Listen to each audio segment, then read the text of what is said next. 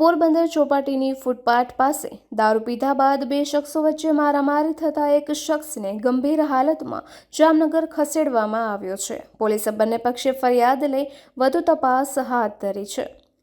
પોરબંદરના ખાપત વિસ્તારમાં નાગદેવતાના મંદિર પાસે રહેતી નંદની રમેશ ગીરી અપારનાથીએ નોંધાવેલ પોલીસ ફરિયાદ મુજબ તે ગુરુવાર બપોરે 3 વાગ્યે રિલાયન્સ ફવારાથી ચોપાટી તરફ જતી હતી।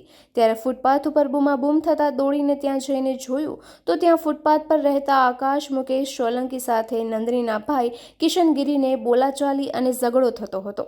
તે દરમિયાન આકાશે લોખંડના પાઇપ વડે કિશન ગીરીને ગંભીર ઇજાઓ પહોંચાડી હતી।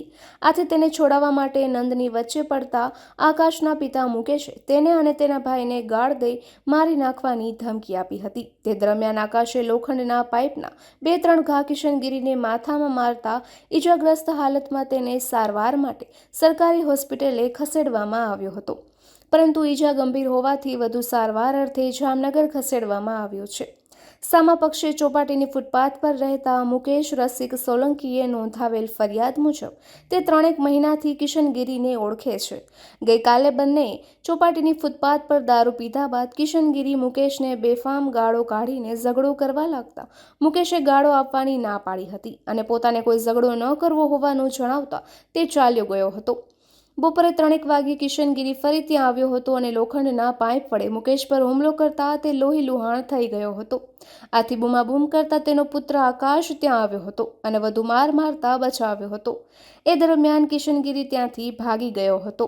ઇજાગ્રસ્ત મુકેશને પણ સારવાર માટે સિવિલમાં ખસેડ્યા બાદ ફરિયાદ નોંધાવતા પોલીસે બંને પક્ષે ગુન્હો નોંધી વધુ તપાસ હાથ ધરી છે।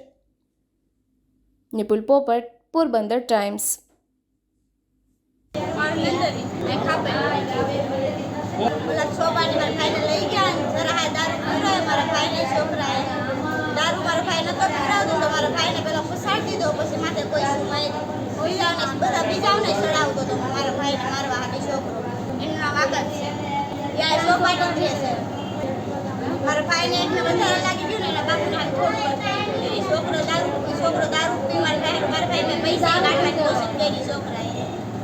કેટલાને સડાવતો હતો ને દરિયા કાંઠે લઈને મારા ભાઈને માર્યો।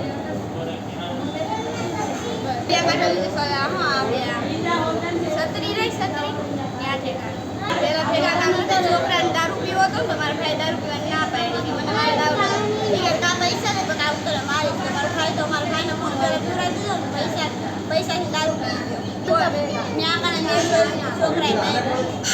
આશાબેન અમે ખાપટના છે નાગબાપા। આજે બનાવ બન્યો દારૂ પીવરાઈને મારા ભાઈને માર્યો, બીજા હવે માર્યો એને અમે ઓળખતા નથી। અને જે આ છોકરો આકાશ નામ છે એને માર્યો મારા ભાઈને દારૂ પીવરાય એ કાંઈ ખબર નથી મને કેટલા હતા। હું મારા ઘેરે હતી એ નામ નથી ખબર। મારી બેન છે ને કિશનભાઈ રમેશભાઈ અપરના બીજા કોઈને નહીં મારા ભાઈને